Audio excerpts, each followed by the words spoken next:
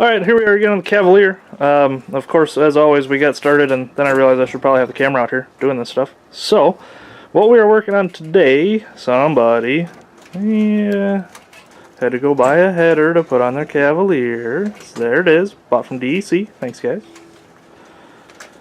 Adam's up here tinkering away on the front, trying to figure out how the hell we get this thing on here. Adam, what have you done so far? Today, we got all the bolts out of the header. That'd be the exhaust manifold. The original exhaust manifold. So now we got to cut the exhaust off underneath the collector just because it's not worth trying to get old heated bolts out of there when you're just going to trash that anyway. Took the alternator off and the alternator bracket just to get to a lot of these bolts. After doing that, you noticed in one of the last Cavaliers, we shredded the belt after a while anyway. Didn't have a radiator or any fluid in it anyways. So that belt really does not do anything other than your power steering if you're not running a radiator or obviously air conditioning. So we're going to try and shorten that belt up so that we're just running the water pump, right? Yep, and the power steering will probably be on there? Probably just get the power steering and the water pump to turn and then put the filler neck in the hoses this time. So at least we got fluid going through versus last time they were just wide open. So give it a little longer in the beginning. And looping the tranny lines right now, getting the radiator out of the way. Remember that was cracked when we first started taking things apart. So it can be fixed. It's a good radiator. That's not a bad spot to have to patch. Small cars, really with this bumper that we've put on there, I don't think it would have hurt the radiator, but again, the more space we've got in the front end of these things, I think the better. So perfect. I'm going to let Adam keep tinkering away on this. I'll get the time lapse started so you guys can follow along. You'll see me passing back and through here. I'm just getting the interior, just the carpet out. So I will be passing in and out, but I'm not really doing anything exciting. So don't worry too much. I'll leave the camera up here on Adam because he's doing the fun stuff right now. Thanks, guys.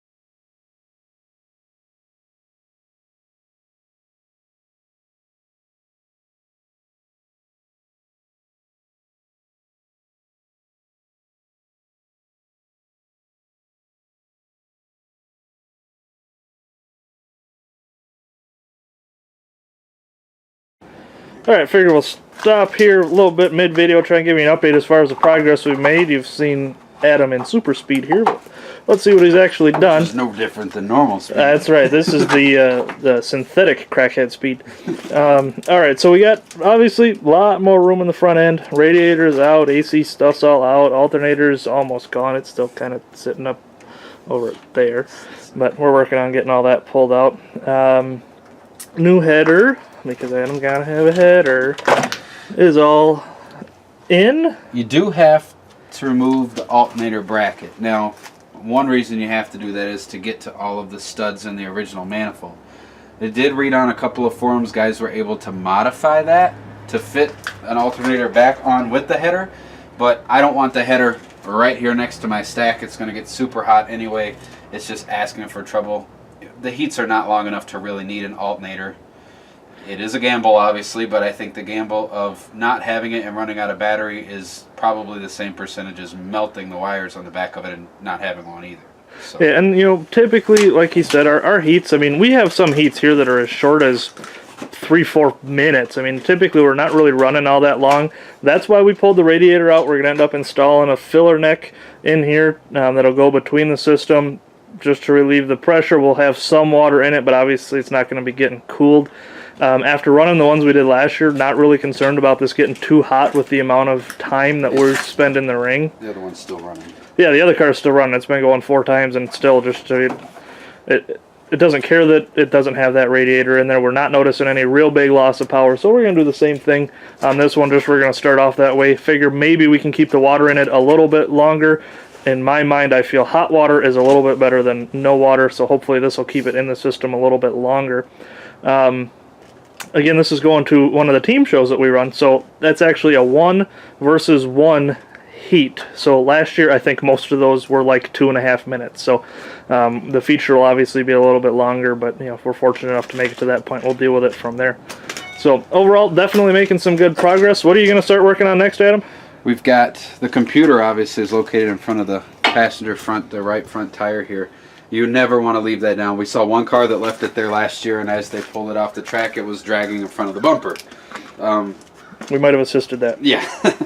We second place in that heat. That was a good one. So we'll take that computer, and the goal is to strap it where the airbag is on the passenger side. So to do that, you have to have the radiator out, because this little guard here that I'm about to pop up is actually, this is all your wiring for that.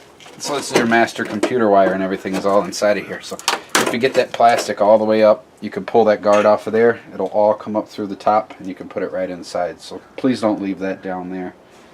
And right there, yes, and that's a GM thing. Same thing on Luminas when we're building those, which you'll be seeing us build here in no time, I'm sure. They like to put that computer up by the front tire, so we want to make sure we get that moved and into a safer place. Again, we're going to eliminate that alternator, so we're going to have a smaller belt. We'll get that ordered, so we'll have just the water pump and the power steering. As long as they both turn the right direction, we'll make sure that that's the way that it's supposed to be. And what were you saying you're going to do here with the brakes, Adam? The brakes, these cars do have ABS, so your master has 2 lines that come out and go into the back of your ABS back here.